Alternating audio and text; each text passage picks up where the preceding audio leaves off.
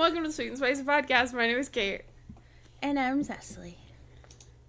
And for those of you who don't know, and you're going to find out in this episode anyway, we live in Florida. It's not supposed to be this cold right now.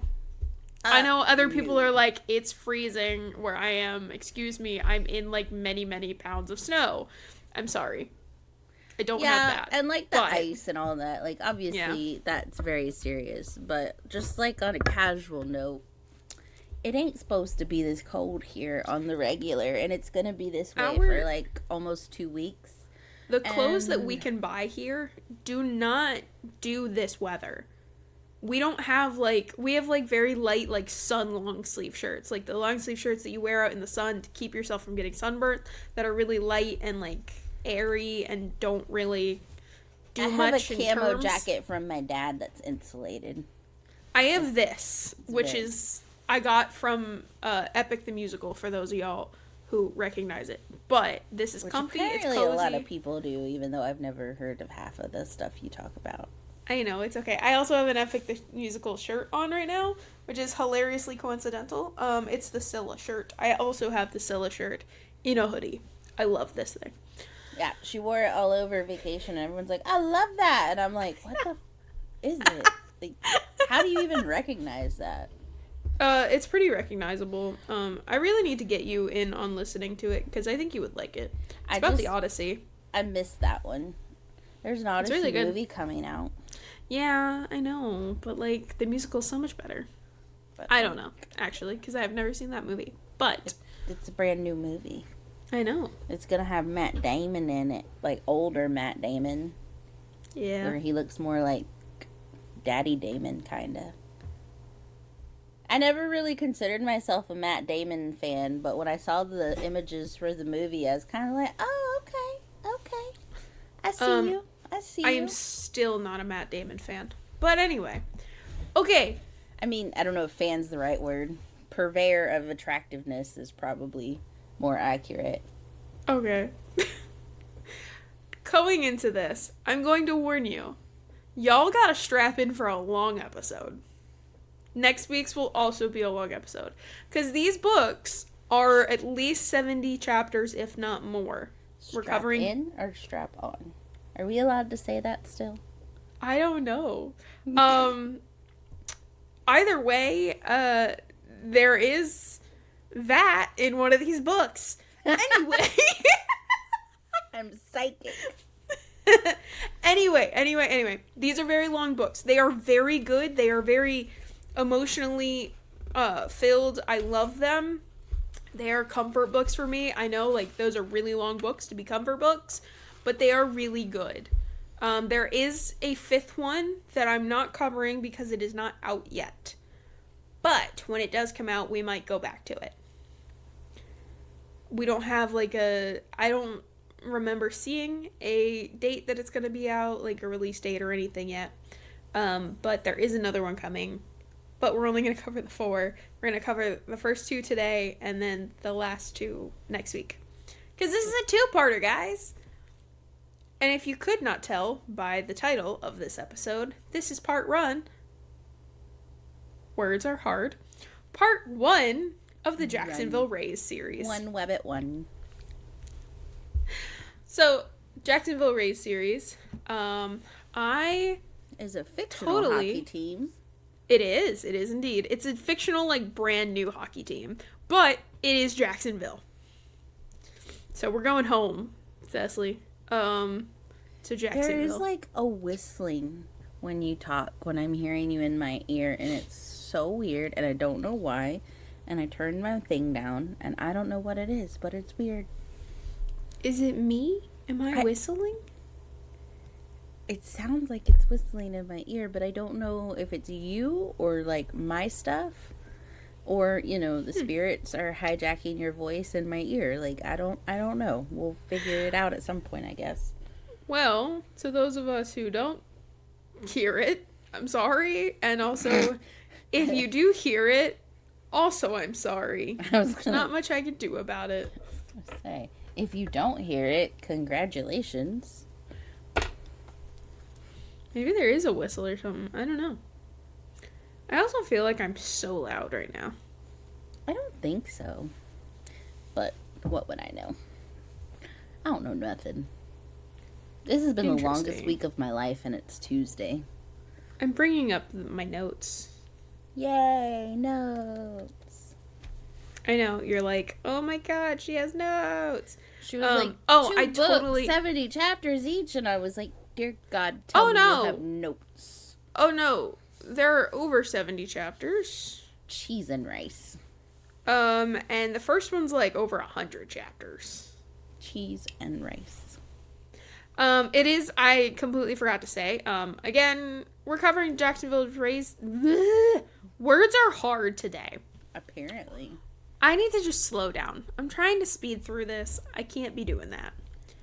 Welcome to the Jacksonville Raised review, books 1 and 2, by Emily Roth. There we go. Is it Rath with a W? Because that would be cool. No, it's Rath, R-A-T-H. Darn. I know. I'm going to legally change my last name to Rath. No, you won't. You like your last name. Meh. Anyway, I will say she has like full universe, okay? She has little bonus content books that have like 5 to 6 bonus chapters of like scenes that weren't in the books. She has 2 of those. She has the beginning novella. She also has another little short story novella about the first main character. Her name is Rachel. Her brother and his husband, they get married. It's like the beginning of the book talks about them getting married. She was at their wedding when she met one of these guys. Okay? Adorable. So, the first book that we're covering is A Why Choose. The second book we're covering is A Reverse Age Gap. What is a reverse age gap? She's older. Oh, why is it just not an age gap? Because typically normal age gaps are the guy is so much older, is much older. She's older in this one.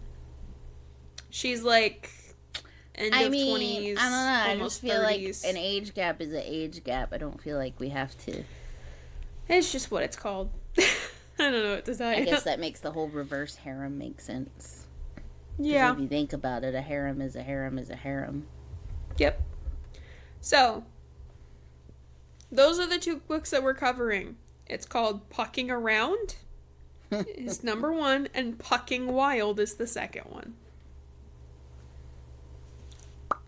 So, I am very quickly going to run through the characters for you real quick, because there's a lot of them in these books that you will see recurring, and I didn't always write them down because I didn't always add them into scenes. But they are important for you to know that these characters are important, and they go through the entire thing. So, muy importante. We're going to very quickly go through all of these players and the coaches and stuff like that. Okay? Because she has an entire page on each of her books about these characters. Wow. That's a lot. You know what? No, we're not going to get into that. I'll tell you some of the main ones. I was going to say, I don't know if we need the whole character breakdown. No, you don't. The main ones that you're going to need is Jean-Luc Girard, which is J-Lo. He's one of the players. He's a defenseman. You'll hear about Henrik Carlson. He's a forward. You'll hear about Ryan Langley. He's also a forward.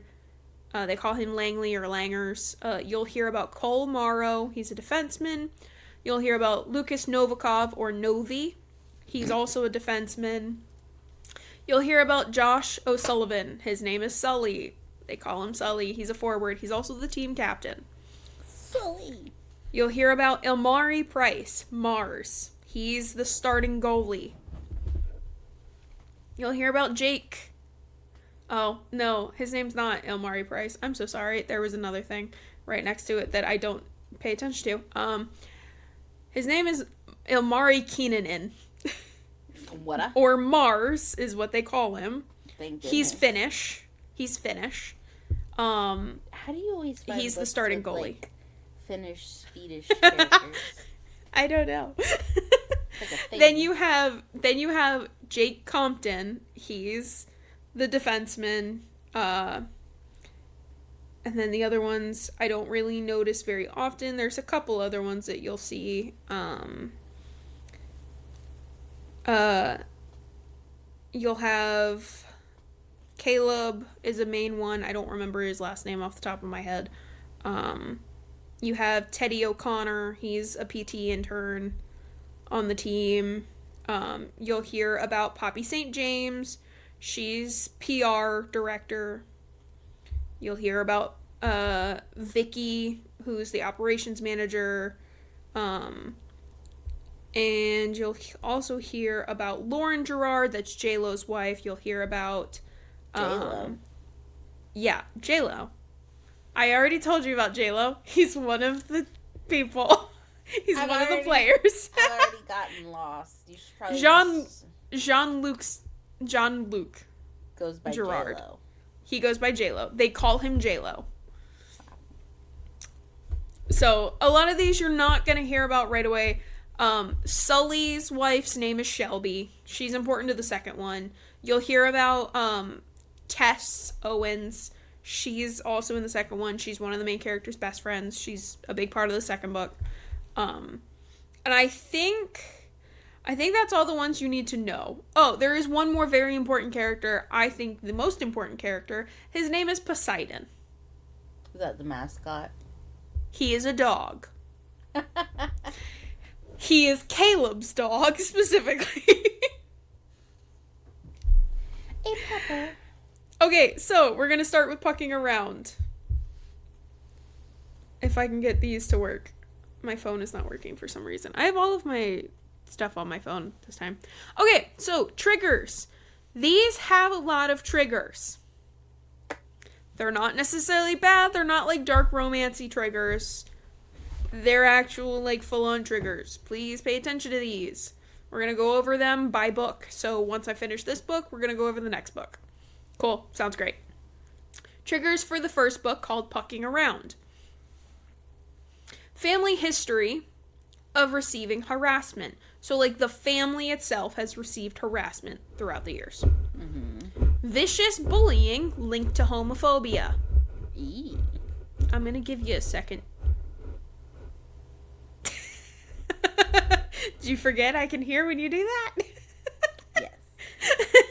Yes, I did. Okay. So, for those of us who didn't hear, because Cecily decided that she needed to move or clean her microphone.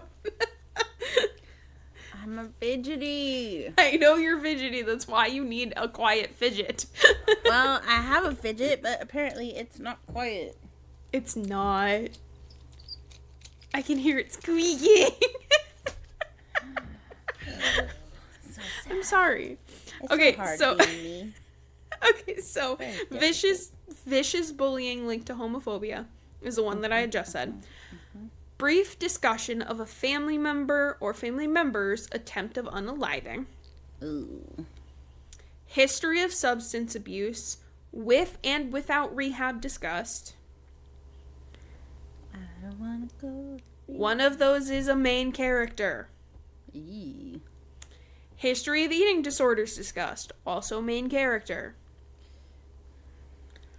2, 3, and 4-person sex scenes, guys. Dang.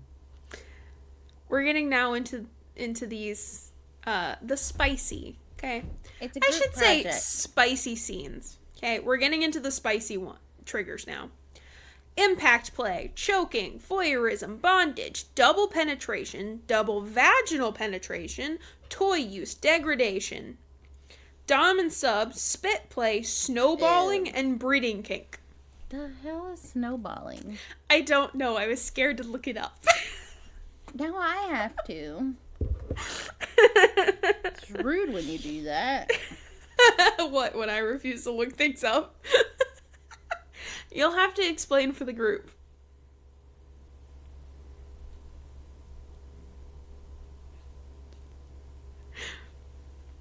What is it, Cecily? I'm looking at it. I gotta ask ChatGPT. You can't be using AI all It's the a time. kink term and refers to Uh-huh. a... What is it referred to?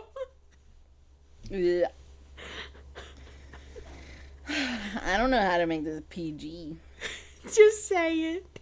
Scientifically, when it is a consensual act where semen is passed from one person's mouth to another, typically through kissing or oral contact. Yep. Some readers find it unappealing, squicky, or upsetting. That would be me. The way that they do it, it's not. This is a very spicy book, y'all. Very spicy, okay? Like, when I say very spicy, I mean some of these scenes go on for multiple chapters. I mean, that's not bad, but, like, that is... The way that they do it, it's mostly done, like, kissing. That's the main thing. Still, I don't know. I don't know. I don't You like have it. reservations. I don't like it. Okay. Are we ready for plot? Please. Okay, it's very spicy. I'm not going to tell you about all of the scenes. Again, this is speed running this book. Yes. Ready? Cool. So technically, the beginning is a novella first, but I get it in the audiobook, so I have always assumed, put it with the first book. So technically it is a novella that's a couple chapters. You should read that first. Going into that now. It starts with Rachel Price. Oh, hello, Freya. Do not Hello, allow Freya. the kitty butthole distraction. I'm sorry.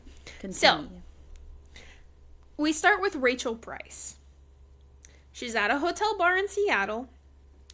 She has pretty much escaped her brother's brunch, post-wedding brunch.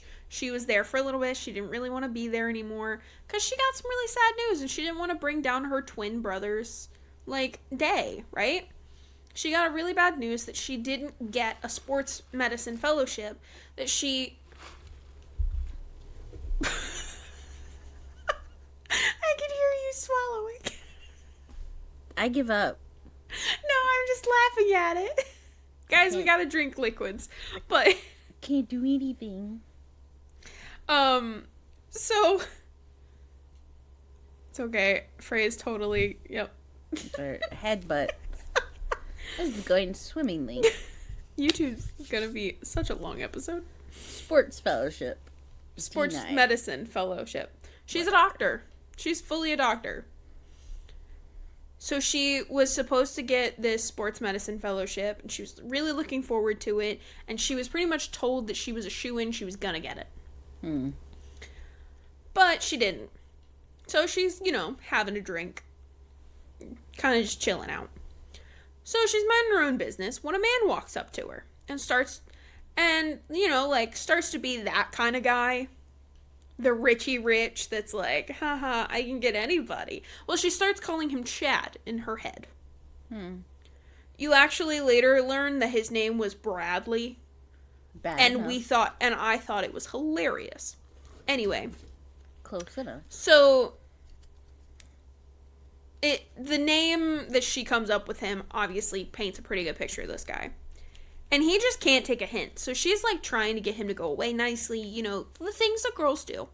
And he's just not taking this hint. And then he takes it a little too far and starts touching her back because her jumpsuit that she's wearing is backless. He starts touching her back and she's like, please don't touch me. And right when she's about to bite this guy's head off, a stranger comes up. She's never met him, anything. But he comes running up and starts calling her Amy. And it's like, oh my god, I thought we were supposed to meet in the lobby. What are you doing here? And then he's like, dude, get your hands off my sister. She's obviously uncomfortable. So, the Chad leaves. And they Guy rescue. Yes, and they get to talking, her and this guy. She does not know his name. She does not know who he is, but she can tell that he's a professional athlete. She's thinking he's a professional football player. They don't know each other. They keep it that way. They don't know each other's names. The guy tells her about how Amy is actually his twin sister and he was supposed to meet her, and they bond over the fact that they're both twins, you know, and they talk and talk, and they're very sweet to each other. They have a very good moment. Well, during this novella, you actually switch POVs back and forth. So you get to know that his name is Jake Compton. You also get to know that he plays hockey. Mm-hmm. So you switch between Rachel and Jake, like, back and forth. They have a fantastic night of spicy times. I believe in the later books, Jake brags that it was 6 spicy times in one night. So good for him and his refractory period. So at the end of this, though, she wakes up at like 4 a.m., something like that, and he's gone out of the hotel room. Really? And she's like, oh, he left without saying goodbye. No, he was just in the bathroom. Oh. So he comes back, he talks to her, you know. He asks her to stay. He's like, no. Please, I want more time with you. Like, he gets this weird, like, it's kismet moment. Like, fall in love first, you know. It's like she's perfect for him. And he's done. He's gone. He wants a family, a house, 7 kids. Like, he's gone for her. So he asks her to stay. She tells him she can't. So he's like, okay, fine. At least let me wake up with you. Like, I'll wake up with you. I'll take you to the airport. You know, whatever. But she changes his alarm so he can't do it. She leaves him a very sweet note with, like, a poem and everything on it. But he never knows her name. Dang. And so she leaves. She regrets leaving, but she leaves. She goes on this plane. She goes sort out her life now, because now she's got to figure out what to do. And she's going to end up where he plays hockey. Anyway, now to the actual book. I know how this works. So Rachel gets a call 2 months later about her fellowship. Turns out she was number 1 on the wait list. And the guy who was supposed to take her spot got hurt because he decided to go whitewater rafting. That is dangerous. And he's out for the count. He's out for the count. So she gets told, hey, you're gonna go. We told them, like, you do want to still do this. Like, her mentor was like, yes, go. Like, it'll be fine. Like, you'll do great. You'll be fantastic. They just called me. I told them that you would. I didn't want to say yes on your behalf, but that you would be serious about this. But they need your verbal confirmation from you. And she was like, oh my God, yes. I'll be there. I'll do that. You know, I'll be there in 30 minutes. Like, I'll be there. So she gets told, you're going to Jacksonville. You're going to work on a brand new hockey team that's just releasing this year. That's just entering the stage and the arenas and things this year. They're called the Jacksonville Rays. When she gets to Jacksonville, her bags are lost. Of course. And then she has about 12 missed calls from her ride, which she had no idea she was getting. They sent somebody to come get her from the airport. So she's sitting there dealing with her bags, trying to figure out where her bags are. She finally looks at her phone, takes it off airplane mode. 12 missed calls, a couple texts, some voicemails from this guy. So then she figures out the bag issue. They tell her they'll send them to her when she's, you know, they'll let her know, they'll call her, they'll let her know that her bags are there when they get there. They got rerouted somewhere else. Mm-hmm. So she's like, well, okay, that sucks, but all right. So she starts going outside, you know, trying to look for the guy. She's calling him. He tells her he's in a Jeep, you know, top off, whatever. Like, she'll be there. He'll be there. Well, there's a dog. His name is Poseidon. They call him Psy. And a very attractive, dark-haired, tatted guy. With, like, sunglasses on, with a surfboard, like, the whole shebang. In Florida. Yeah. His name is Caleb Sanford. His last name is Sanford. That's what it is. His name is Caleb Sanford. He's very important to the story. And he's the equipment manager for the team. He's also Jake's best friend. Because everybody knows she's going to see the man again, right? He's also Jake's best friend. She doesn't know this. She doesn't know. He does tell her that he's that his best friend's on the team. His name's Jake Compton. He's a defenseman. She doesn't know his name, though. She doesn't know who this guy is. Yeah, she has no clue who dude is. She's like, oh, that's cool. Well, at the airport, one of Rachel's bags, like one of her few bags, falls and, like, just rips open. Like, falls open. The audacity. Out falls. I gotta figure out how to say this in YouTube terms. Oh, no. Her silicone friend? It is her silicone friend, and it vibrates. And it is purple, sparkly. It's also a tentacle. And she turns around after picking up some of her stuff, and he's just sitting there holding it. Because he helped her pick it up, not realizing what it was. It's a statue. They call them And he statues. knew it was in his. Then they switched to his point of view, and he knew. He knew that it was definitely battery operated, based on the weight and everything. No, it's a statue. So anyway, after having this octopuses. After having this, wonderful interaction, this man, very calm, very normal about it. He's like, all right, whatever. She, like, freaks out and it's like, I don't use that. That was just a present for my friend, like, as a joke, gag gift, whatever. It was not. Just let it go. If you deny it, the worse it looks. Yeah, anyway. It's like, yeah, my dildo just fell out of my bag. What are you going to do about it? Girl, you can't say that. I know, but I can't help myself. I know, I'm sorry. We're trying to be for YouTube friendly, I promise. Yeah.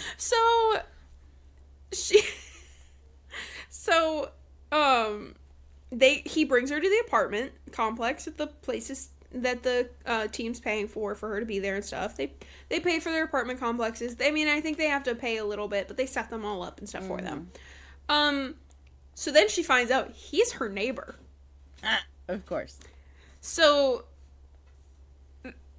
she gets in her apartment a bit later and gets locked out on her balcony. No one told her that not to shut the balcony door fully unless you want to get locked out. Nice. Luckily, she's got her phone, so she checks Caleb. She's like, hey, I really need your help. And then she calls him.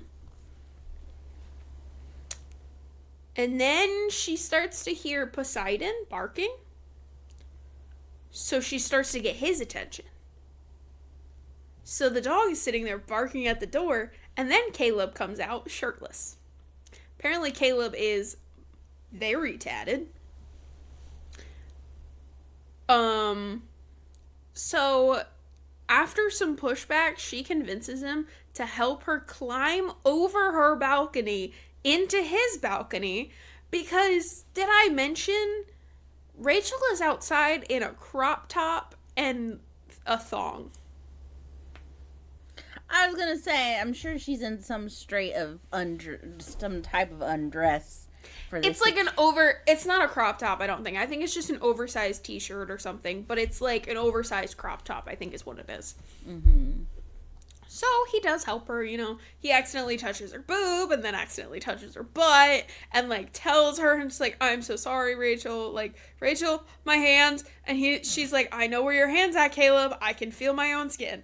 Like, just get me across here so I don't die. So they do. They get her across. They, like, have this moment of, like, I want to kiss you. Okay? They don't act on anything, but they have the moments. Probably a good thing since she's about to meet the other one who's, like, in love with her. But this is the one I choose, so. So then, she ends up sleeping on his couch because maintenance is all closed, like, for the day. They all went home, stuff like that. And she didn't want to call the fire department. That's why the whole reason she climbed over the thing, she didn't exactly want a ton of firemen to see her butt naked, stuck out on a balcony on her first day there. I mean, it's Florida. They see nothing less. Oh, yeah. But she's from Cincinnati. That's true. Like, she's from LA. But she lived in Cincinnati previously. So anyway. I guess the thing that I should tell you also is that she is a rock star's daughter. Oh, nice. A famous rock star's daughter. Nice. So she's got a little bit of stuff from that, too. So he gives her a ride into work the next morning. You know, she gets her stuff, she gets dressed, he gives her a ride into work. She does basic training, you know, the meet and greets, you know, she meets all the people. They bring her out to watch the team, like, practice and play in their, like, fake game or whatever. They were having a little mock game between the team, like, split the team in half, had them play, whatever. This is where she sees the goalie, Ilmari Mars Keenanen, a.k.a. the Bear. This man is 6'5". Dang. Massive. And she said, looks like GQ Viking. Okay. He's got like a massive back tattoo that you can kind of see poking out from his neck. And he's got like long blonde like hair that goes up in like a top knot. Okay. I have a creature eating my door. I think it's my dog. She's trying to eat my door. Nice. Or the cardboard outside the door. I think it's the cardboard. Hopefully it's the cardboard. But anyway. Back on track here. I like how she's found all these men and still hasn't seen the dude. Yeah. So she's struck by him. She can't look away from this man. Because honestly, though, if I met somebody that was Ilmari Keenanen, like, whew. Whatever his name is. Mars. His name is Mars. They call him Mars. She's struck by him and she can't look away. But Vicky calls her. I told you about who Vicky was. She's operations manager. So she does like team paperwork, stuff like that. I also love her. She's sassy. So calls her and to pick up her rental vehicle, right? They have a rental vehicle in the garage. They got a really good price on it. It's like a truck that Rachel's really terrified to drive, whatever. So they're on their way back in from seeing the vehicle, showing her where it is, you know, making sure she's okay. She runs into Jake Compton. Finally. Jake does not pay attention to her right away. Rude. Pays attention to Vicky, makes sure that Vicky knows that he got his license fixed and everything because he had to be at the DMV. That's why she hasn't run into him yet. He's been stuck at the DMV all morning. Gotcha. Rachel is also not wearing her septum ring.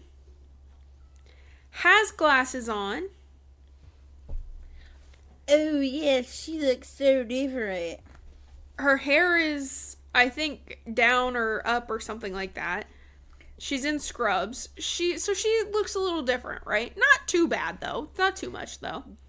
He doesn't recognize her at first because Vicky's like, oh. So Jake looked at her. He did say that she reminded him of Seattle Girl, is what he calls her. And he's like, oh, that reminds me of my Seattle Girl. That's funny. She's kind of cute, though, too. And, this must be one of Vicky's new interns or something. And then Vicky's like, this is our new fellowship doctor for PT and stuff. And so he said, oh, he goes, doctor. In his head, he's like, my Seattle Girl's a doctor. And he goes, wait a second. Oh, You look like her. You're a doctor. And that's when she was like, oh, hi, nice to meet you. Because he reached out his hand and he goes, oh, it's nice to meet you. He didn't realize he did this. He freaked out and, like, just went on autopilot while his brain was going to mush with the fact that she's literally standing in front of him, the girl that he's in love with. And so she's like, hi. And he goes, oh my God. And she's like, oh my God, hi. And hi. And, you know, they have their little kismet moment. So she does have mixed feelings about missing him, though, because she does miss him, like, a lot. But she also now works with him, and she's got this thing where she doesn't really want to date people that she's working with, especially when she first joins a brand new team. I mean, technically they were already dating. They were not dating. They were. It just happened. It's a thing. They were not. So he's not so happy about the fact that she's like, we can't do anything like that. He's like, I finally get you, and I can't kiss you, I can't touch you, I can't do anything. Rude. He's respectful, and then he's not. Duh. Because then she kisses him, and they end up against her truck. Making out only. And then they agree to wait until her fellowship is over. So he's got like 10 months, and then cool, they'll sign paperwork, whatever. So then we switch to Mars's point of view.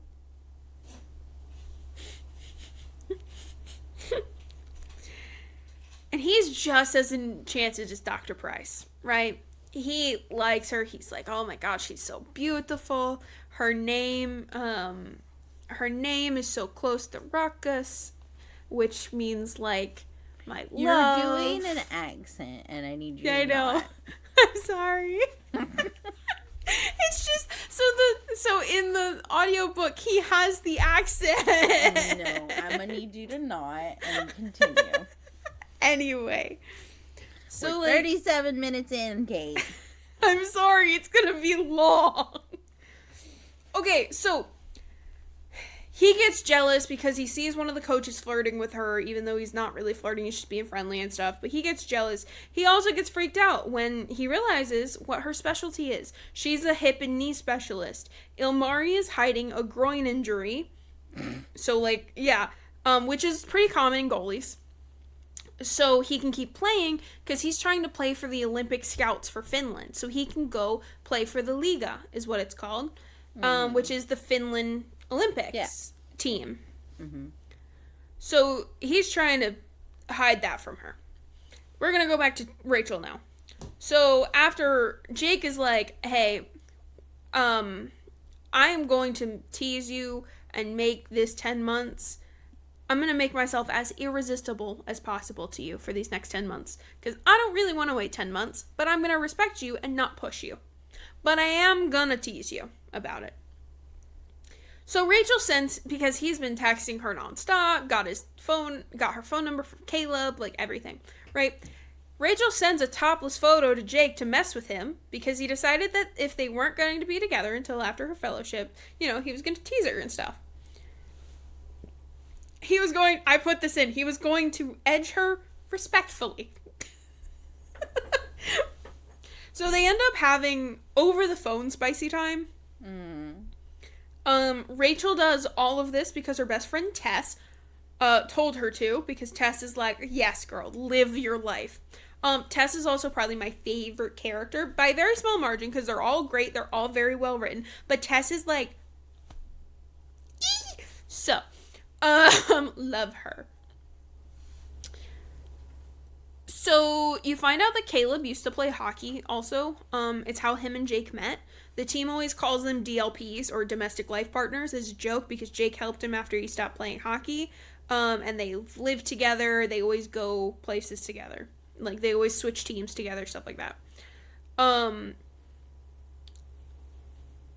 But in his rookie season of the NHL, he was knocked into the boards and destroyed his knee. He was benched for 6 months before the team had to finally pull his contract, and the doctor told him he could no longer play. That's rude. Yeah, and Rachel kind of stumbles into that one because Caleb is out there, telling one of the players how to actually do what he's supposed to be doing. And she said, "Oh, well, if it's that easy, why don't you get out there and do it?" Awkward. So she messed up. She apologized, everything like that. So then we get a lot of cute things that I don't want to spoil too much. But for a quick peek, Rachel becomes one of Ilmari's good luck charms. Mm-hmm. Jake and Rachel dance together, more like have spicy times with the clothes on. And Rachel saves Caleb from his very terrible ex-girlfriend, which leads Caleb, Jake, and Rachel having a spicy time together. Knew that was coming. This leads them to deciding to live together, all three of them, so they can all be together quietly and privately. Mm-hmm. Rachel and Ilmari have a moment. I start calling him Ilmari or Mars because he actually ends I'll tell you that later. So Rachel and Ilmari have a moment together as well where he finally tells her about his injury and she agrees to help him without telling anyone else about it so he doesn't have to get benched, but they are both very into each other. Mm-hmm.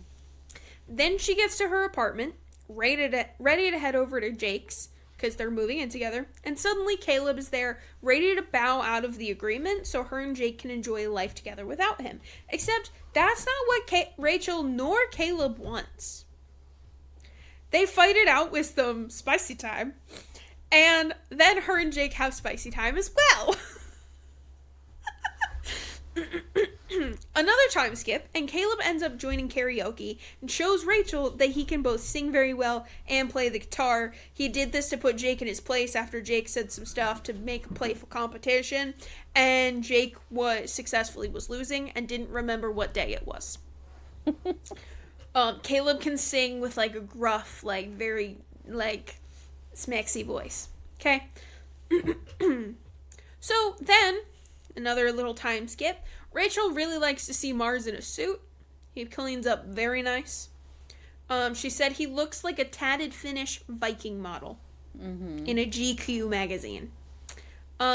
She also catches him donating $500,000 to a sea turtle conservation group because he hates what the industry he's a part of does to the environment. So it makes him feel like he's at least helping a little bit. No. Yeah. So at the next game, Rachel has to bench Mars. He's not happy about it. And during the very heated fight about how Mars doesn't want to be benched, but Rachel is going to anyway, some things are said that I shall not spoil. And Mars ends up kissing Rachel. Oh. They end up having a little session. Caleb and Jake have a sudden death conversation. With not like actual death, talking about death, but like sudden death as in you gotta lay it all out on the line here. With Rachel about Mars. Caleb finally makes the first step into the fact that he's super into Jake and not just as his best friend. Because you learn earlier on that Caleb is queer and he's known he's queer. It's not something he like hides from people. It's just a thing. He's just not super open about it because it's not really anybody's business. Mm-hmm. So then they agree with Rachel that it's okay if she wants to go after Mars and add him into their little poly relationship, but that he needs to also be okay with them being together with her. Like, they don't want to give her up just because Mars wants to keep her to himself. Like, they're like, we're in this with you.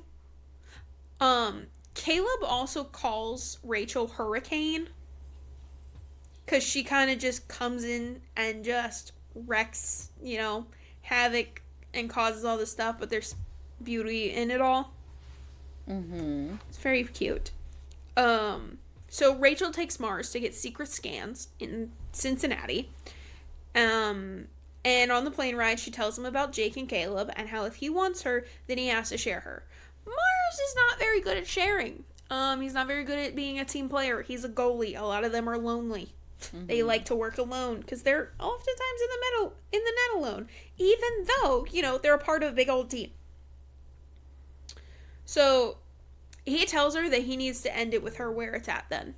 He's not good at sharing. He doesn't want to share her. So it's an attraction thing. We'll figure it out. We're good.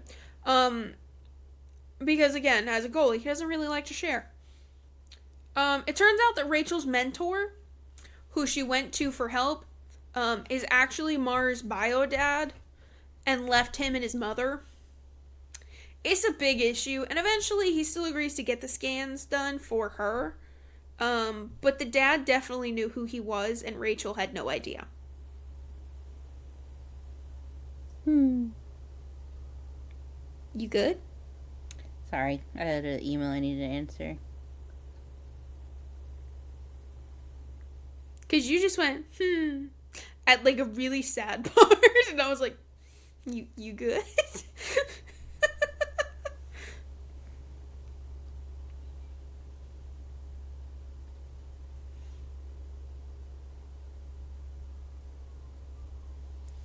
Okay, try that again.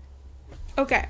People be testing. So, it turns out that Rachel's mentor, who she went to for help, is actually Mars' bio dad, biological father. What? Rachel had no idea. Obviously, his bio father knew who Mars was and who he was helping, and he used Rachel to get to him. Because his bio dad left him and his mother when he was like a kid. And it's a big issue. And eventually, Mars still agrees to go get scans done, but only because of Rachel and not because of his dad. Awkward. Ilmari hated this man so much that he does not have the same last name as this man. Sorry, my alarm went off apparently.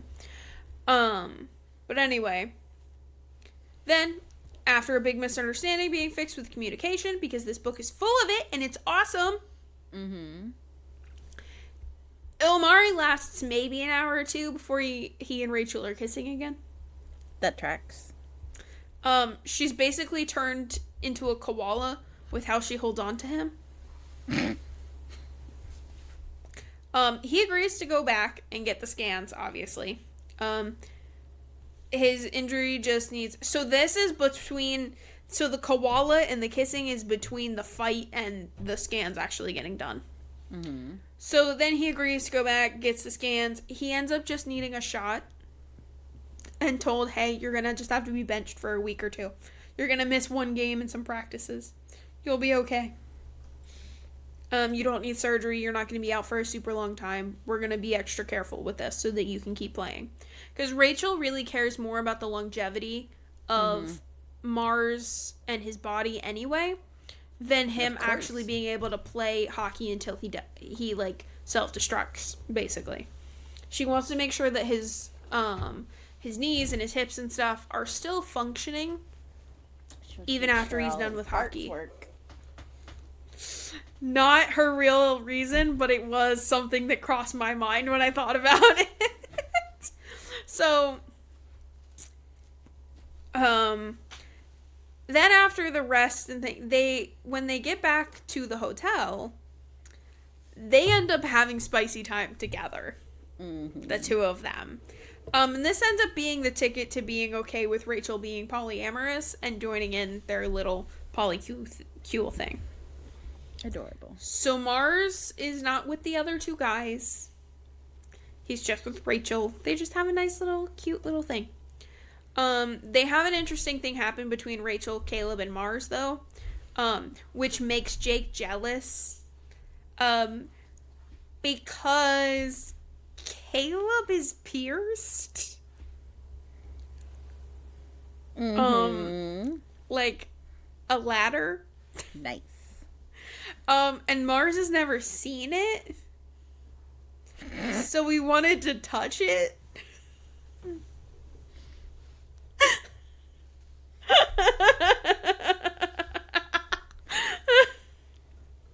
There's no safe way for me to discuss that one. Continue. No. This is why we need a Patreon.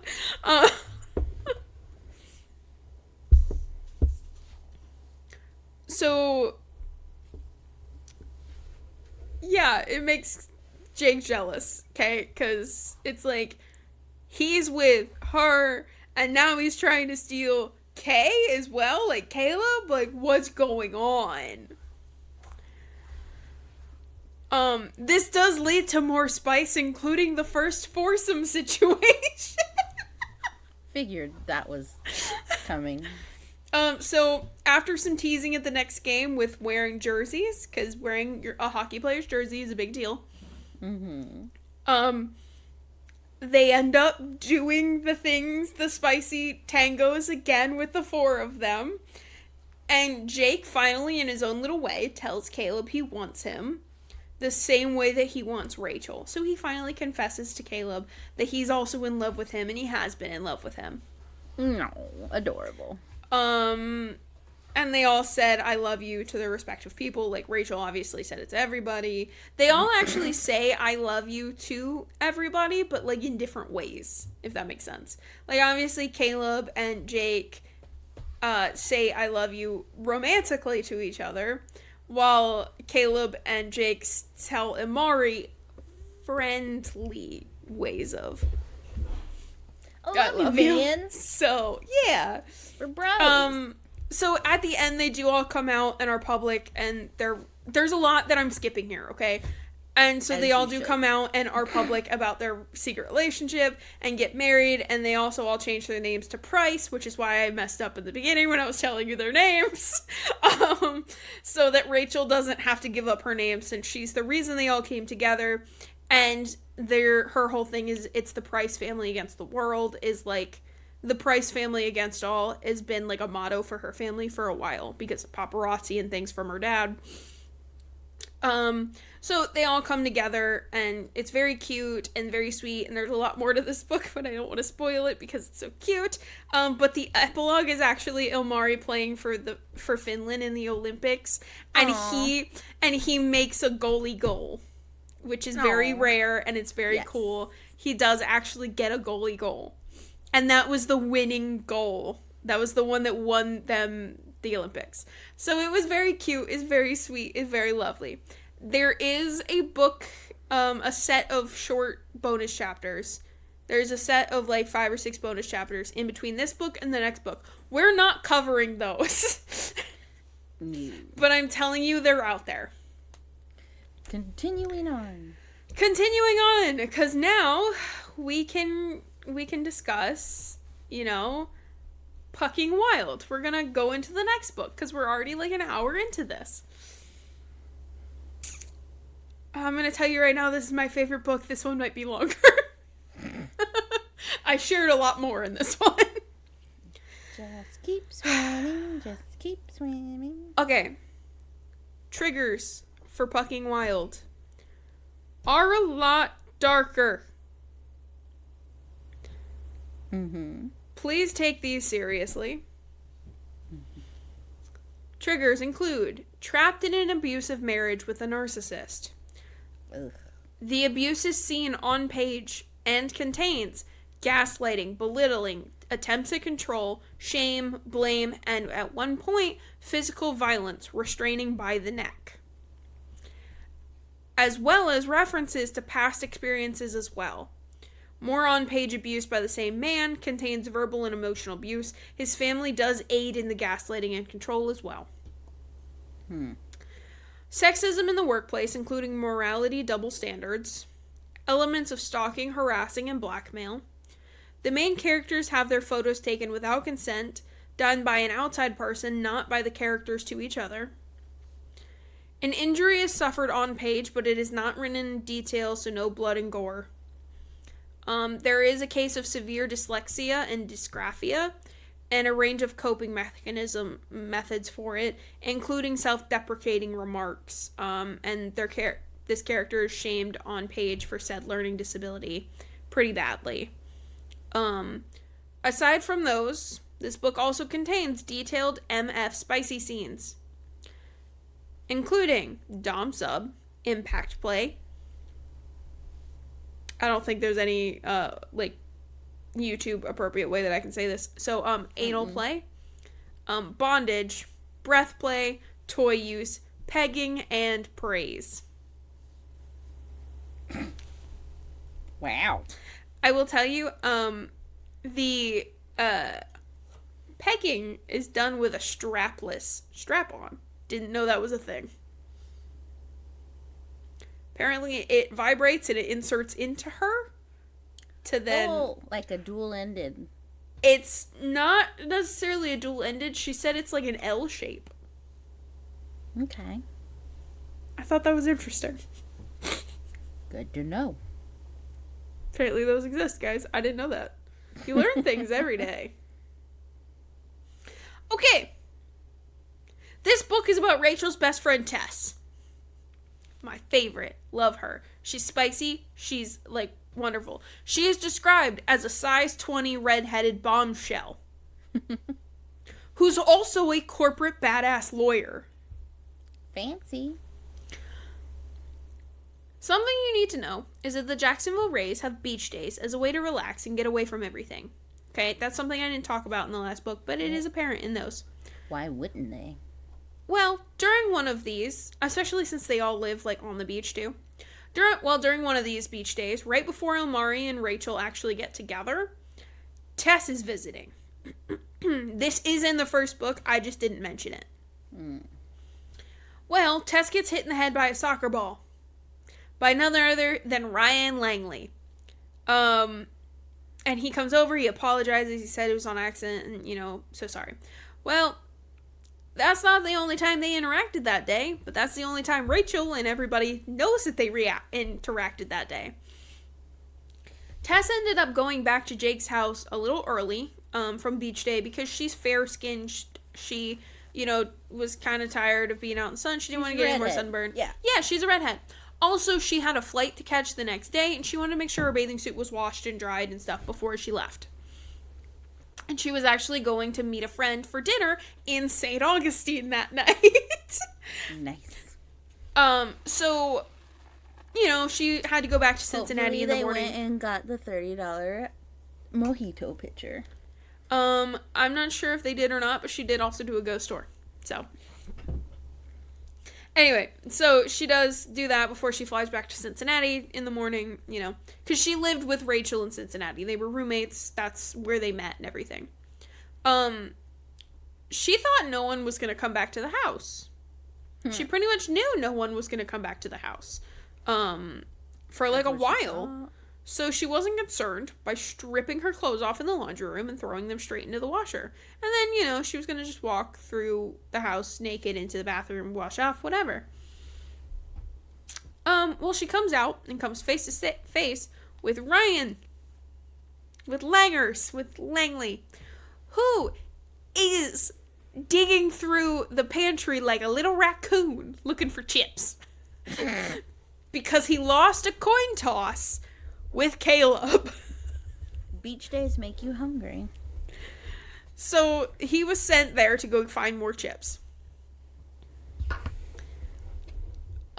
So he's already been awestruck by how beautiful this girl is. She's already been making jokes to Rachel that she's gonna save a lost ray, pick up a stray ray, whatever it is. Yeah, she's like, she called him already Puppy Boy Langley, like it was a puppy. Like, she started calling him Puppy. Because he's sweet, he's like golden retriever, he's got blonde hair, green eyes, he's tall, and he's just goofy. Mm-hmm. And he's sweet as can be. So... And currently staring at all her bits. And getting very... very attracted by the minute. Yep. So he was already awestruck by how beautiful Tess is, right? He already wanted to know who she was. He already wanted, like, phone numbers, everything like that. You're playing with your fidget again. Just going to live with it. I know, I'm sorry. You know what it sounds like? It sounds like mice squeaking. It does. We don't have mice, guys. It's Cecily's fidget toy. But she's already there. She's like, I can't really do anything. She's covered in boobs and, her lady bits the best she can. But she starts to get a little bit more comfortable with him and starts teasing him a bit because she convinces him to turn around. And when he does, like, he closes his eyes and tries to turn around and then hits his elbow on the door of the pantry and he's like, ow! And so he leans forward to like check on it, to like hold his elbow, and he ends up hitting his head on the door frame too. And so she's like, come here, let me help you, whatever. He ends up like, his nose is bleeding. She helps him clean up his nose and everything. So she's a little more comfortable naked. Now. Yes, while naked. So she's a little covered in seashells, by the way. Because sand gets everywhere, guys. Mm-hmm. So, you know, she's helping him out the best she can. Cleans him up and stuff. Some, like, teasing and things, and goes back and forth. And she ends up asking him what he wants. Because she gave a truth, and now she wants one from him, or something like that. He learned about what she looks like, I think it was. And, you know, stuff like that. So he says he wants a kiss from her. That's, like, a secret that he really wants a kiss from her. So she's like, excuse me. So she's like, listen, I'll give you a kiss, but I'm kind of vulnerable right now. You're kind of clothed. I am not. Put your hands behind your back, hold your wrists together, you know, hold your wrists, and we'll kiss. They do. He does that like a perfect little gentleman. He perfectly listens to her. She likes a lady dom. They switch, but yeah.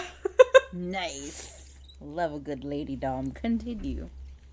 So, they kiss. Tess goes back to Cincinnati to go live her life again. Couple months later,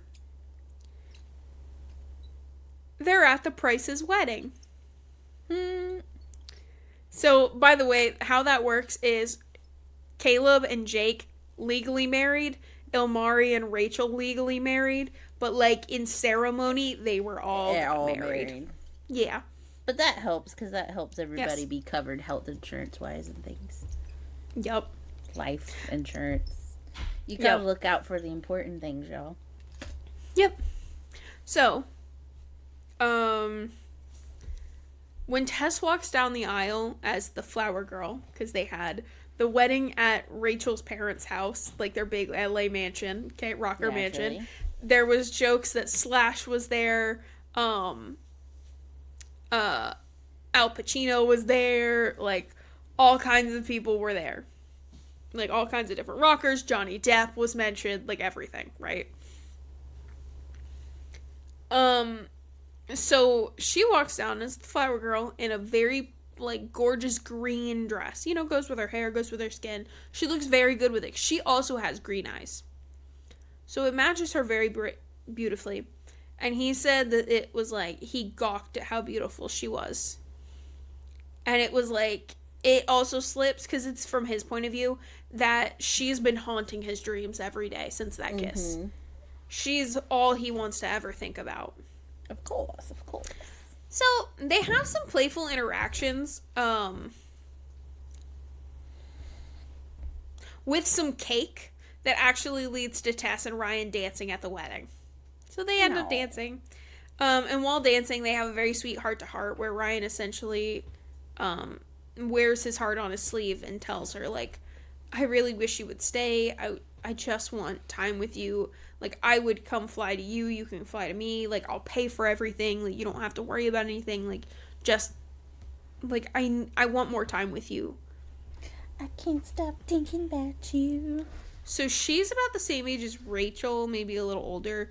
She's probably closer in age to Ilmari. Ilmari is about 30 years old. Oh, because that's so old. Puppy Boy Langley is 22. You just gave me the ick. I gave you the ick? I know it's not the ick, but, like... Can I remind you of something? It's different.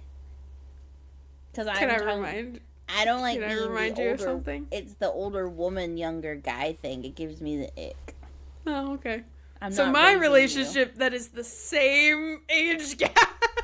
Like, it doesn't bother me with girls because, like, yeah, an older guy, that's, you know, the mental equivalent of what age you are. They're children. But when they're 22 and you're 30, they're 22 and you're like 50. So what you also have to know is that Ryan had to grow up very young because his dad died. And he's been taking care of his family for years. I can't. Including his older sister and his mom and everything. So yeah, but no. He's mentally grown up a lot. He's also a Virgo.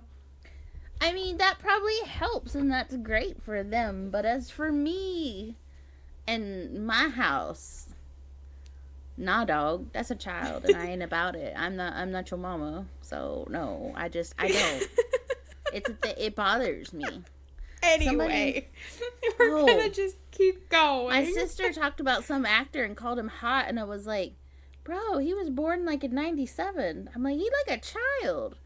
And then I was like, what is with you? And she's like, I like goofy looking tall dudes. And I was like, yeah, that tracks. But like, I was gonna comment on his age, and then I remembered how old your husband was, and she's like, he's not a child. And I'm like, he is in my eyes. Oh yeah, her husband, not my husband. But yeah. But a baby. Yes. I don't know. It breaks my brain, and I can't handle that. Anyway, we're coming back here. Yes. Tess does actually eventually walk away from Ryan because she gets too emotional when he asks to see her again in any way or capacity that he can. He doesn't even care about going on a date with her. He just wants to get to know her, be around her. He wants to, at the very least, be friends with her. Something. Oh. He just doesn't want her to leave again. Poor baby, just begging for scraps. Yeah, and it's really sweet. She can't do it and tells him no because of Rachel, because she's like, Rachel is my best friend. She works on a team. She told me she didn't, this wasn't like a thing that she didn't want me to pick up, things like this. She doesn't want me to ruin her life here, and I don't want to do that to her. Rachel is her only home. Literally the only person who actually cares about her. And just wait, just let me finish. He pokes holes in her logic because he's like, she won't care. If you actually tell her that this is serious, that you want to see me, and that you actually really like me, she's not going to care. She'll throw a party. Yeah, she will. She'd be perfectly happy with it. And how are you going to blow her life up when homegirl literally came down and married half the team? She only married 2 actual players. I don't care. What kind of faulty logic is that? I don't want to wreck her life. She just came out as polyamorous with half the team and got married. I think that's part of it. She doesn't want to cause an issue with her and Rachel. Like, that's her family. That's her home. The issue ship has sailed. Yes. But anyway, he calls her out on stuff all the time, and she is stuck currently in a very abusive situation. That's fair. So she does not think right. Okay, fine. But, lordy. So she walks outside to get some air because she tells Ryan, no, her decision's final. It's not going to happen. So he's like, okay, fine. I don't want to upset my friend's apple cart. Meanwhile, she's, back there with, like, multiple holes filled. Her apple cart's just fine. Oh, no. Are you back? Was it me or you that Yes, went away? it was you that was frozen. Oh, you were frozen. Oh, it's on me. Mine. It's mine you. says my network is struggling. Yeah, I don't have Why that. Why is my network froze. struggling? That's funny. You froze on my end. No. I was just like, that's hilarious. No. I don't know what you said. I was just talking about how the heck is that gonna upset her apple cart when she's over there with all her holes filled. Like, her apple cart is just fine. Anyway, okay. So she walks outside to get some air and finds Ilmari, and he tells her he made a bad investment. She's worried. Tess is like, oh no, and he's like, I don't want to go into my marriage telling, like, my brand new marriage, telling them, like, my family, people who rely on me and like rely on me for support and stability and things, that I messed up and, like, I made a really bad financial thing. So she's like, what is it? Like, what were the stakes, this and that? And he goes, it's not that kind of investment. And she's like, a charity investment? And he goes, yes. And she goes, well, what did you do? He told her about the sea turtles. Sea turtle conservation charity. Mm-hmm. He donated $500,000, which I told you. Mm-hmm. And the charity is basically 3 people in a P.O. box. They have never dealt with a donation of that size and don't really have a plan for the future of their conservation organization. They don't know what to do. So he tries to hire Tess to help, because Tess also has a degree in nonprofit management. She tells him no, because she already has a job in Cincinnati, and that she can't leave it. They go back and forth a little bit. He tries to hire her anyway, telling her that he'll pay her double what she makes now. And she's like, okay, fine.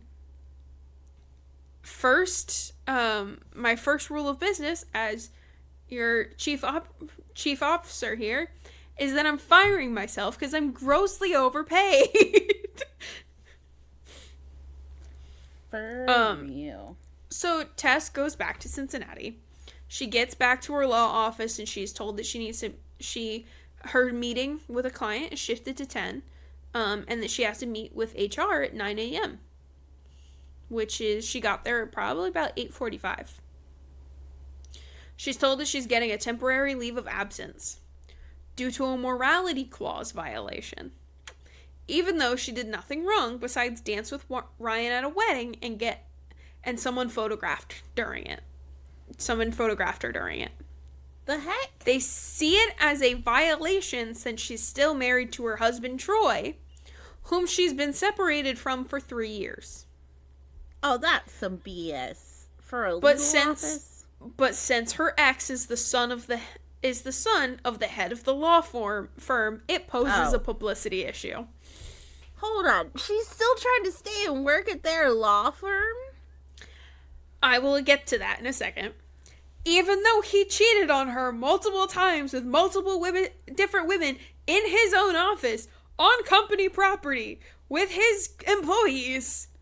But since he wasn't photographed and put into the tabloids or magazines, he gets a different set of rules. Also, he's the boss's son. Why would you want to stay there? Tess is obviously very upset and actually goes to talk to her ex's mother about this because she has always treated Tess as a daughter. Well, that's not trauma bond. That's just traumatized. Oh, no, she's traumatized because her mother left her when she was young. Like, my healed trauma brain can't handle that. Yeah. Anyway, because her ex's mother is the current reigning CEO of the firm. 3 years and not, divorced. Publicity. They don't want the publicity because they're old money. They're old money, maybe honey. Your son shouldn't be such a sleazeball. Yeah. The audacity. What's his mother gonna do if she's the CEO? Because supposedly his mother signed off on it, and she doesn't believe she did. But did she? No. The ultimate betrayal. She actually did not. Oh. He used her name and told her lies and stuff. But anyway, she goes back to her office. Sorry. This was also all very much done because of Troy, who's the ex, as he enjoys controlling Tess. Mm-hmm. She goes back to her office to try to figure everything out, and Troy follows her. He gets angry at her for not wanting to agree to work on their marriage. And she finally asks him for a full-on divorce. Thank God. When he won't give her one, she keeps asking and wanting to know why he won't and why this one instance actually bothers him. Because she's been with other people. Because you broke the control and you made it public. Then, no, because she's been very public with other people. Then she realizes it's because Ryan is a man and not a woman, which all of her relationships post-breakup have been with. Because my girl Tess, she a bi queen. Ah. Well, yeah, he's not threatened by women, he's threatened by other men. A successful young man who's at the prime of hockey deals and is a starting, hockey player at a brand new team, everything, right? Just because your pee-pee's smaller doesn't mean you gotta be such a douche. Yep. So Troy feels threatened by Ryan because be very quietly swept under the rug, like, oh no, they're just best friends, or oh no, they're very close, this and that, right? Tess says that her and Ryan played tonsil hockey, but with Tess on her knees. For the record, Ryan and her didn't actually do anything, but she wanted to piss off Troy. Did you like my innuendo there? Very nice.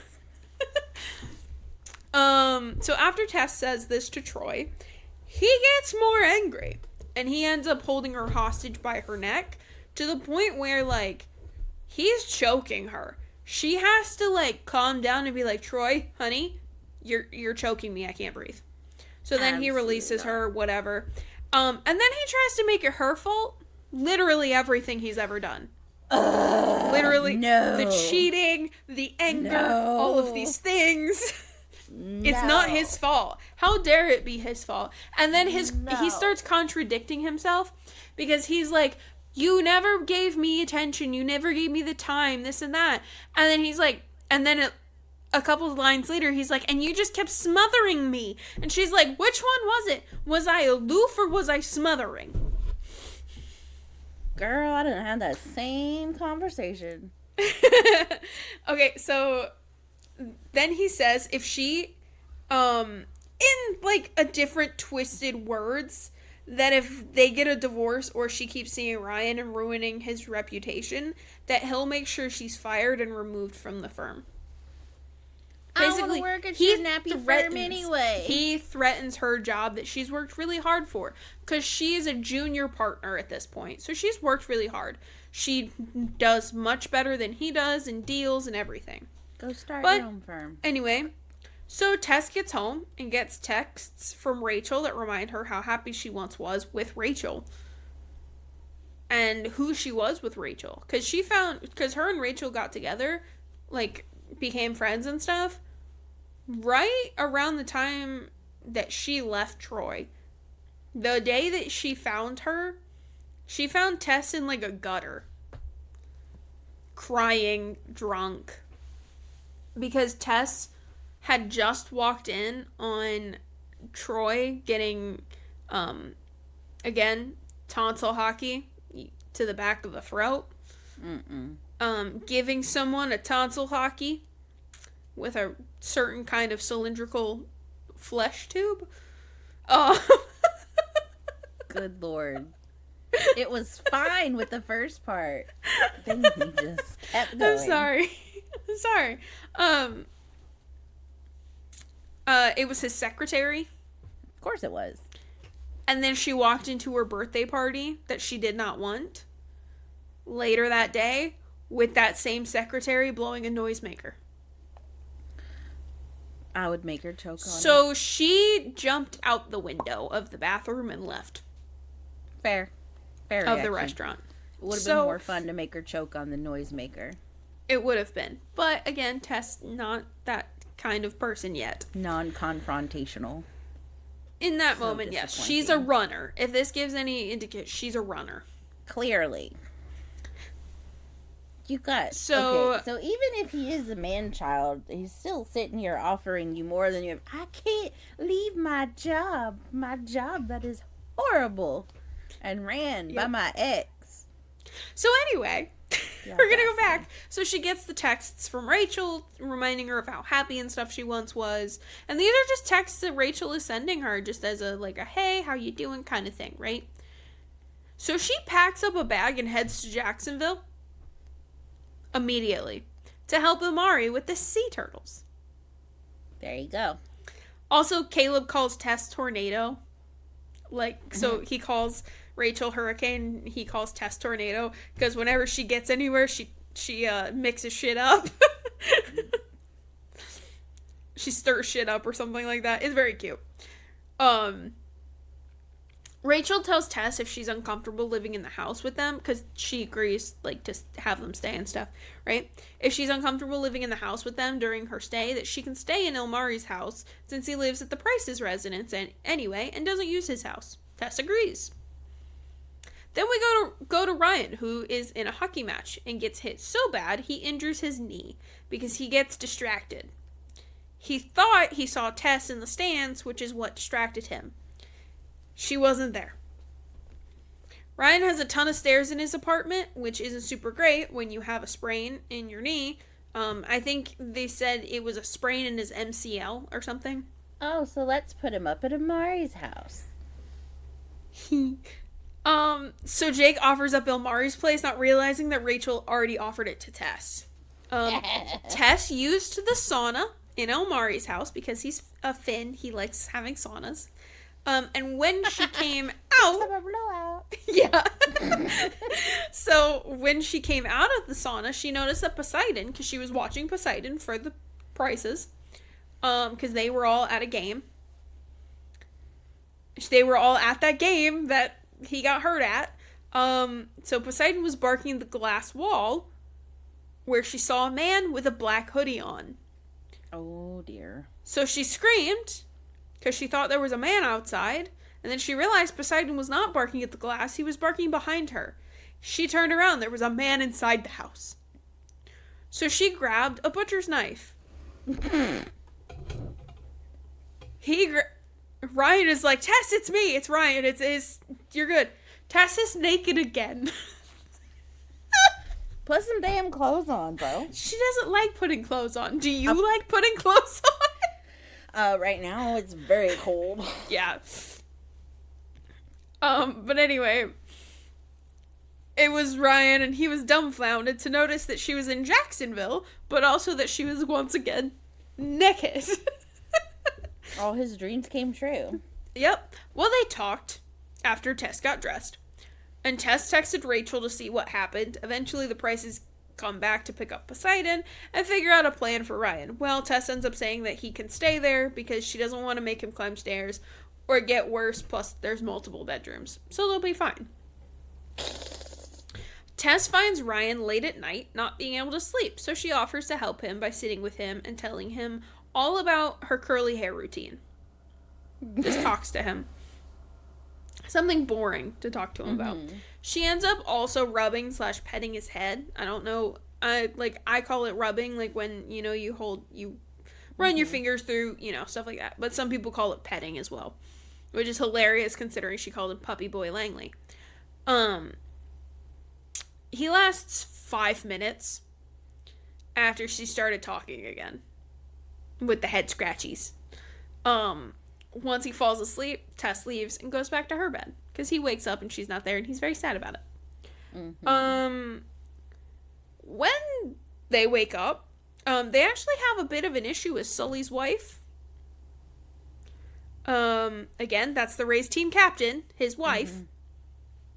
Because she looks so much like the woman Tess caught Troy with, which was his secretary. Ooh. So they have a little bit of an issue. But not because of Shelby herself, but because she looks like somebody and reminds her of her past and everything. So Sully's wife's name is Shelby, by the way. But Mars picks up Tess and introduces her to the North Shore Turtle Crew, which is the non-profit she'll be working for. And, the head of. So she starts to work with them, and she decides they need to have a rebranding. She renames their organization Out of the Net, since Ilmari is a goalie, and a goalie-themed name is the best option for publicity, with the largest stakeholder being Mars. So, Out of the Net. It's actually a very clever name for... keeping turtles out of nets. Yeah. Then she gets home after the very stressful day of ignoring her ex's calls, because her ex has been calling her nonstop because she sent him divorce papers signed. Suck it, bro. The very emotional issue with Shelby, obviously, that was a lot for her. And then all of the planning for out of the net. So she decides she needs a bit of stress relief in the form of some self-care, some self-satisfaction. If you know what I mean. And then right when she's in the middle of it, Ryan opens the door and catches her and gets to see her very extensive toy collection. It's called Locks. Yeah, he knocked too, but she didn't hear him. But doors lock. They do. She should have locked the door. I agree with you. But he also didn't realize that she was home. He thought that she wasn't home because there was now a random car in the driveway, which is actually her rental car. But now there's a random car in the driveway, and he heard noises, and she didn't tell him that she was home, so he thought maybe it was somebody broke in or something. So he was checking. And so he saw that. He tries to protect her from her ex. They have an interesting conversation, too. But he tries to protect her from her ex when he finds out he keeps trying to contact her. And then they end up making out and enjoying some adult activities together. Mm-hmm. But when he starts to go down, he is reminded of his injured knee, and the moment gets ruined. Oh, no. But they end up sitting in his bed and watching a TV show, which is Tess's favorite. And Tess ends up falling asleep, and Ryan keeps watching. But when Ryan wakes up in the morning, Tess is also already gone. She is gone most of the time. She's a runner. Mm-hmm. Tess is struggling to figure out how to juggle the out-of-the-net setup, as well as her divorce that Troy doesn't want to give her.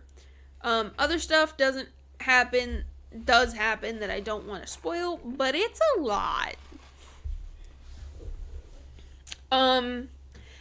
They finally go on a date to celebrate Ryan's new contract extension. Right? He's been extended to stay on the Rays. She tells him that she's been using... she actually tells Ryan that she's been using him to make Troy kind of accelerate and get a little worse and trying to make him sloppy so she can catch him and do something. And he's all like, use me, mama. She thinks she's ruined it. But once they get back to the house, he tells her to use him. But that the rules are changing. Instead of using him to mess with Troy, she's going to use him to feel good, was the exact quote. And then they go through with having some, adult fun. Sleepover fun. But after they both have the oral type of fun, given to each other, both of them, receive and give, they end up getting interrupted again. 'Cause Rachel calls.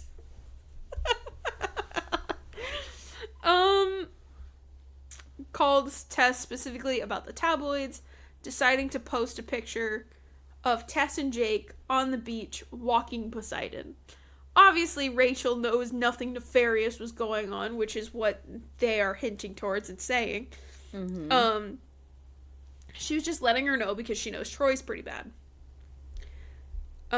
Especially since Rachel was there. They just decided to crop her and Caleb out. Of course. You gotta make it something. Yeah, so she knows that it's gonna cause issues for Tess, so she wants to get her, something. Hold on. I'm getting tired, guys.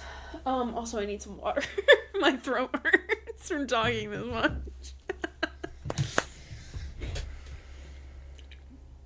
Time out on the field. I guess it's on the ice. Any questions?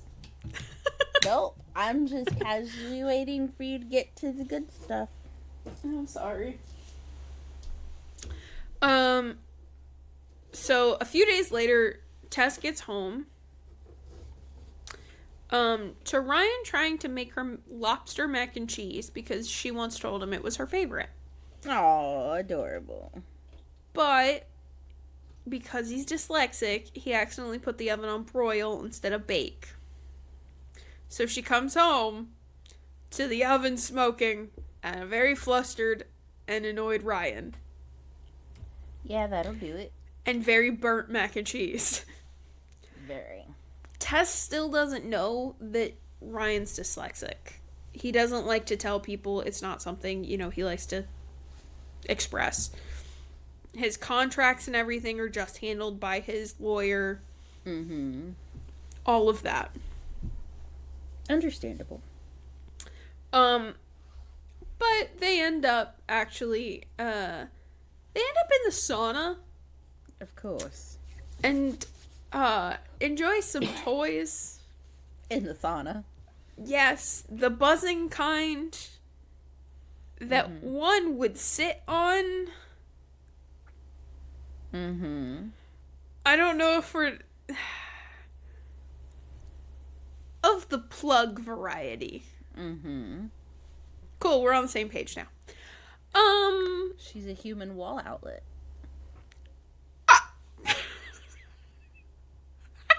You got me. What?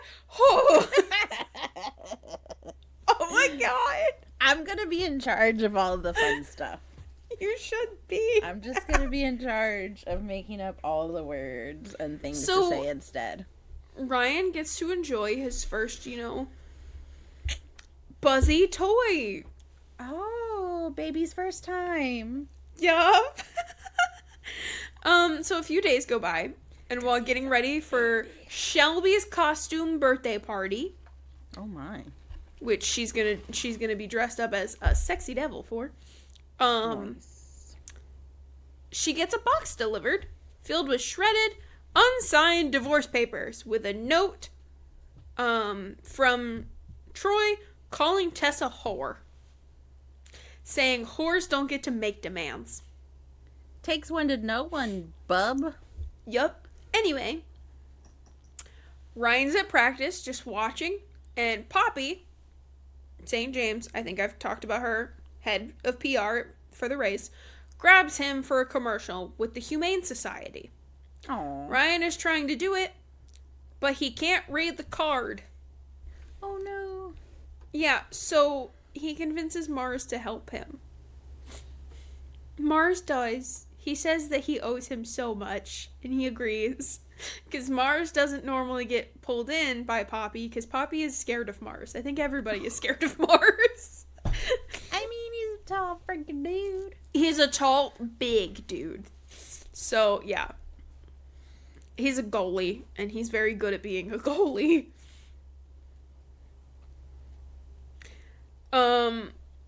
So Tess, at the party, ends up running into Shelby in the garage while hiding. And they have a heart-to-heart and actually bond. She finds out that Shelby's a child psychologist. Oh, nice. So she clocks Tess real quick. And she gonna fix her right up. But she talks to her because Shelby was actually in a not-so-great marriage before she married Sully as well. No. So he got to, they got to talk about that and actually bond a little bit, which is good. And they are pretty good friends now. So Tess and Ryan are looking for each other, and finally bump into each other outside. And Ryan is dumbstruck at how sexy she looks in her devil costume. She got like fishnets and like a corset top. Like, it's very cute, very nice. Ryan is dressed as Tess's favorite TV show character. Which is, I believe, one of the guys from Sons of Anarchy. Oh, which one? Jax Teller, I think it is. Oh, nice. Very nice. Very nice.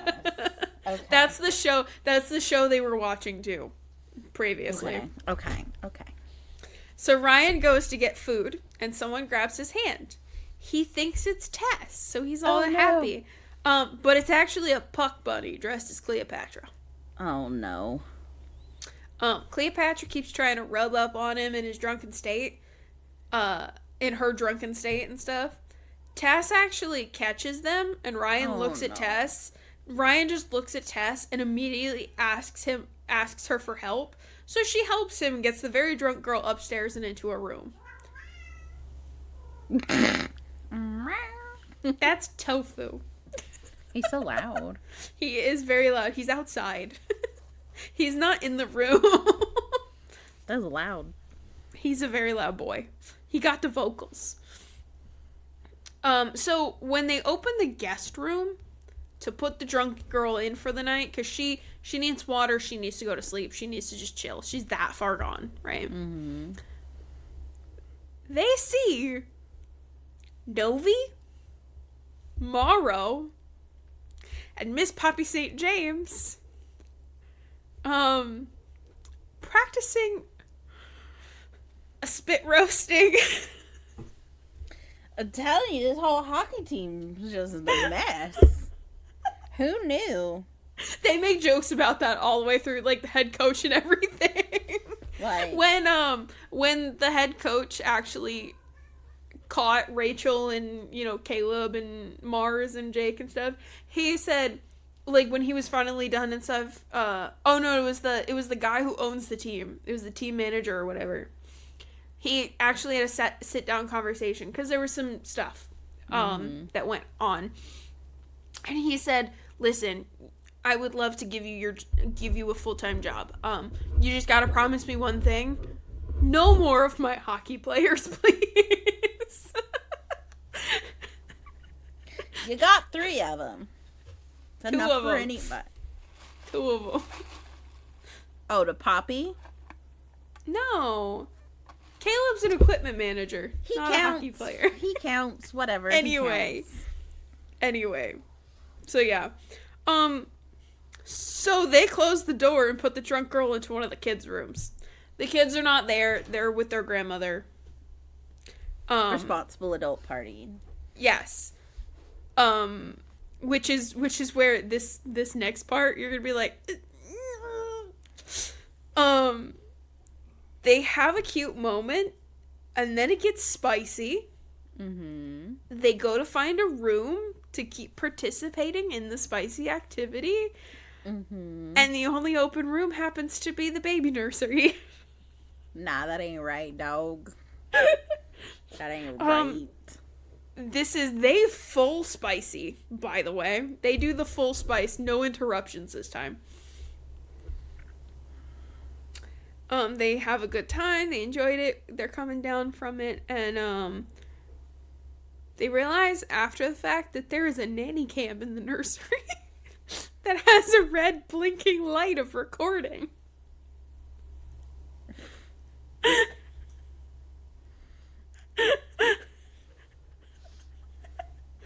To be fair, they did also, while they were like foreplaying it up, saying that they were just gonna replace all of the furniture in this room for this poor child. Hold them to it.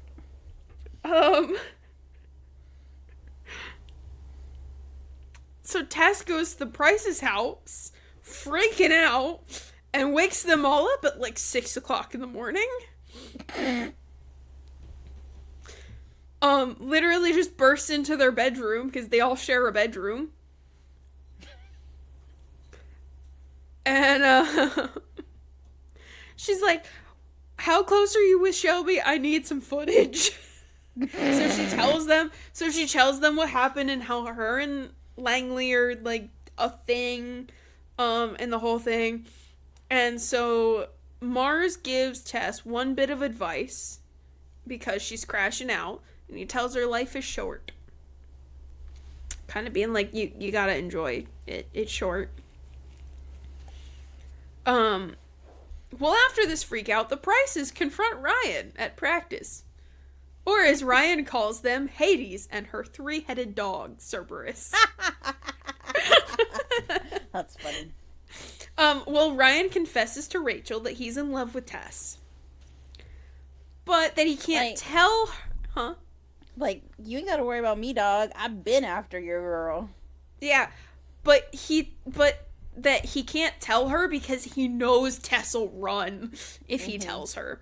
And Rachel agrees and tells him that Tess's love language is action. You gotta do action. You don't just have to tell her you love her. You gotta show it to her. And Ryan's really confused. Like, how can I do that? And then Rachel decides to remind him that Out of the Net is hosting a beach cleanup and turtle conservation class. Like, conservation training class. So Ryan goes. Probably attend. He did. He goes, he signs up, he takes a bunch of pictures with, like, the Boy Scouts that are there, and they all tag themselves on his Instagram, and, like, he does, like, this big publicity thing for her. They end up in the beach bathroom. Ew. Or storage supply closet or something. Ew. Tell me you ain't been to a Florida bathroom at the beach. I know. without telling me, because ew, no. Those things are gross, and also they don't have doors, guys. They ain't got no doors, they ain't got no ventilation that's proper. They like, that's... don't. They reek. God, they reek. I don't know if maybe it was a private beach thing. Maybe or it's not, a fancy beach with a fancier bathroom, but I'm just saying. But they're so gross. Nah, that is the most unsexy place. If I do not have to, like, go to the bathroom to the point where I'm going to literally pee my pants, I hold it. I don't want to use those bathrooms. I'd rather pee in the ocean and let a shark eat me. I would too, honestly. Like, my God. It's so bad. I'm just imagining the sweat from trying to do that up in there. I am disgusted. The amount of, like... Also, the amount of homeless people that go in there and literally just pee on the floors. It's a thing. Raccoons get in those all the time. So do possums. They're always disgusting. And Okay, so I think technically they have doors. But they're not good. But they're always open. Nah, that is the most unsexy. Also... Nasty. The lighting in those bathrooms is atrocious. You can't see a thing. This is true. And it's creepy, and it's like that super fluorescent yellow color. And it sounds funny. It does. It sounds like it's zapping bugs all the time. Make weird noises. Okay, we have to keep going with this. We gotta stop on the bathroom train. Anyway. So this makes Tess very much realize that she's also falling for Ryan, but that it can never happen because of everything going on with her ex and his family, like her ex's family. So she decides to just enjoy it while she can, while still keeping Ryan at arm's length a little bit. They went on one date, but they're technically not dating. They're just friends. She gave him that date because he got the contract and that's what he wanted. So, they end up going to Rips, which is a bar and grill. That's the one that Caleb sang karaoke and stuff at. It's again karaoke night. Mm-hmm. And Tess can't sing, but Shelby comes up to her. Langley told her that Shelby would have told them already if it recorded like they're in the clear. Shelby tells her that to call the nanny cam thing even, that she has to sing Careless Whisper and also Shania Twain. Because she looked at her and she goes, "In my baby's room, Tess." She said, "Do I have to? Can you pick anything else?" And she goes, "You defiled my baby's room." Listen, Poppy said while James in a devil room. Just wait. While in a devil costume with Jax Teller. Yeah. So I mean, that sounds like something to be Jax fair, Teller Poppy would do. So he was just very into character.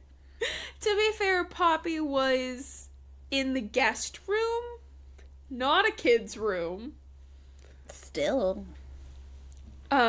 So anyway, so she dies. Ryan and Tess talk at the table, and a waitress who keeps flirting with Ryan starts to get on Tess's nerves because she's jealous.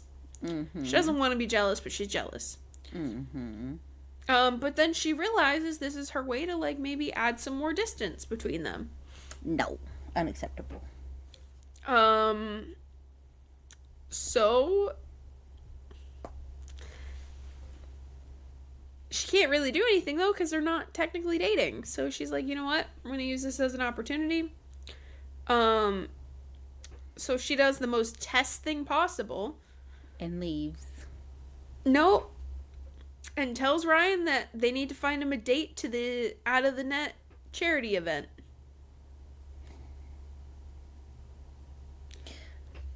For some reason I have Into the Net and Out of the Net on here. I don't know why I have both of those.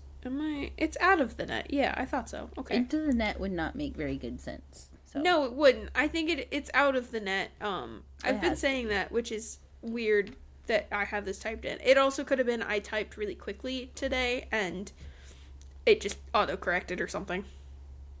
Anyway. Rolling. So, they have to find him a date. He's confused and also kind of getting upset because she keeps pushing. It's like, oh yeah, like, I'll be your wing woman, I'll help you find someone, this and that, we'll find you someone here, like, you can try a puck bunny, you can not do a puck bunny, whatever. And he's like, okay, what about, I think her name is Cammy. He's like, what about Cammy? Which is the waitress. Because he's just trying to get her angry. And she just tells him to go for it. If that's what he wants, go for it. And so he's like, you know what? Maybe I'll ask if she's free tomorrow. Or better yet, why don't I see if she's free tonight? He says, let me go ask her. He storms out. And then he just leaves. He storms out. So Caleb gives Tess a nice little talking to about not waiting.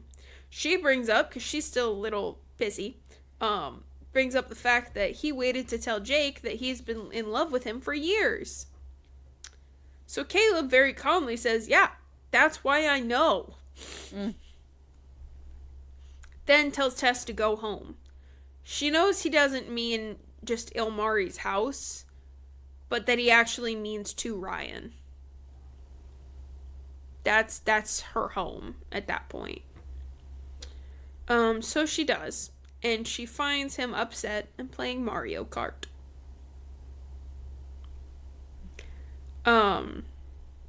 So they have a nice heart-to-heart where Ryan essentially flays her open and shows her that he does know who she is. Like, inside and out, he knows her. Then tells her he's done with doing everything without feelings because they haven't been doing that for a while, and he's tired of acting like they are actually don't have feelings together. Then they have more spicy times. Of course. Then after a bit, Troy threatens Ryan because he knows anything he does to Tess won't work anymore because she's like, I don't care, take it all. Like, I don't want anything from you, just sign the papers. So he tells Tess that he's going to ruin Ryan if she stays with him. How? So she starts to run. Because he has blackmail photos. Of them doing some spicy things. And because they're technically still married, he said he's going to ruin Ryan's reputation, get all his sponsorships ruined, make the team, he gets into her head is what happens. She's supposed to be a lawyer. She is. But he's also very good at manipulating her because he's been doing it since she was in college.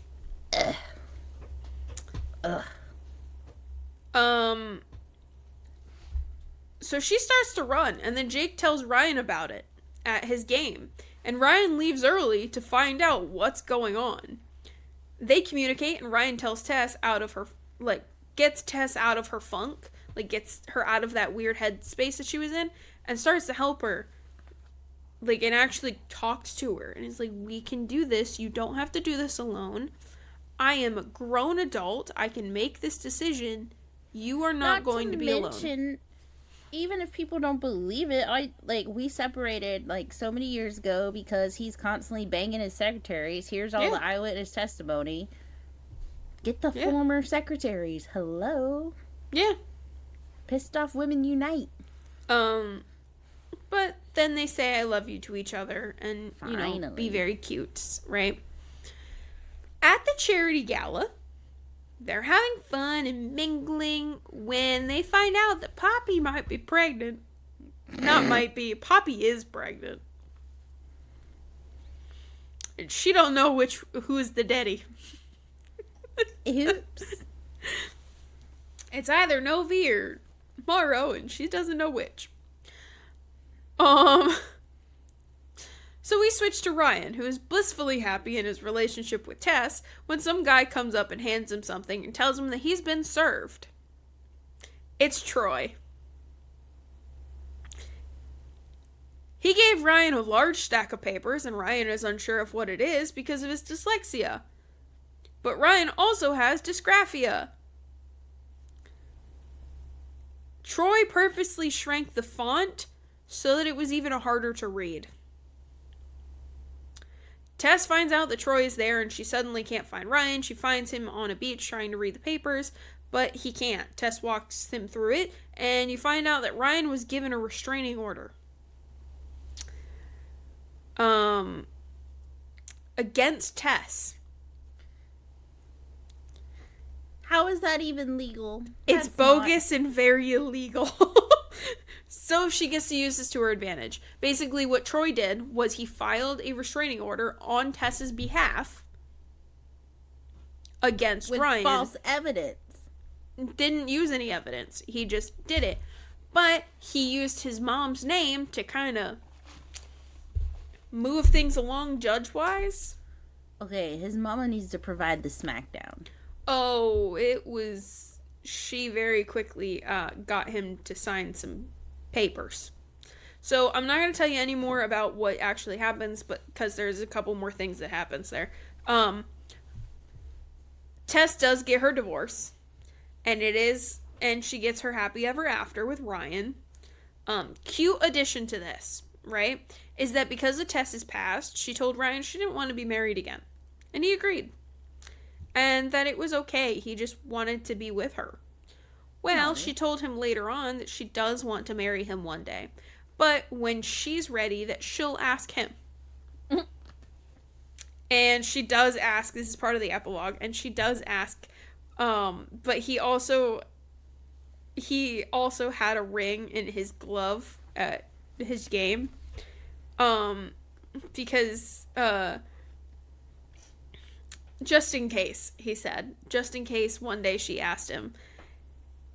It was super sweet, and she did it at his hockey game right before he played hockey, and he had everybody in the stands wearing, like, little things that said, that were, like, little faces, emoji things of, like, it was his face and her face, and there's a plus sign between, and with an equal of, like, a ring. And it was really cute, and so she actually got him to marry her, and it was very sweet, very cute. Very adorable. Fantastic. That concludes the 2 books that we're covering today. You managed to do it in under 2 hours. I did, and there's actually a big part of this that needs to get cut out because we mumbled and stuff a lot. So yeah, that is the end of those 2. This is part 1 of Jacksonville Rays. Part 2 will be next week. We're gonna get a double Kate episode. Yay! So sorry. It's a break. Yep. And Cecily's husband Justin is going to love these books. I think he really would actually like these books too. He needs to read them or listen to them. He needs to listen to them. Because it'll take him a while to get through them. But he needs to listen to them because communication is like a big thing in these books, and these men hold these women accountable of, you're going to talk to me. But it's also like... But it's also like... Like, I love it, but I hate it. It's also... They do it in a way that it's like, okay, you're going to talk to me. Also, if you're going to freak out like this, okay, I'm not going to chase you if what you really want is to run away. Because I'm not going to stop you either way. But if you'd like to come down and talk to me, you're welcome to. Otherwise, I'm going to leave you to do what you need to do. And then they usually are like, I'm sorry. That's my dog. So, anyway. Perfect timing. That kind of concludes our episode today. Follow us on Instagram, YouTube, Spotify, Apple Music, wherever you listen. Except for Apple. I just said Apple. I didn't mean Apple. I meant Amazon. Audible, TikTok. Audible, TikTok. TikTok. We're on TikTok. We're mostly Sweet and Spicy Pod everywhere, except for like the actual listening. like podcast apps, there we are, the Sweet and Spicy Podcast. Otherwise, enjoy your week. We will see you next week with another Jacksonville Raise. Woo! Bye. Happy reading.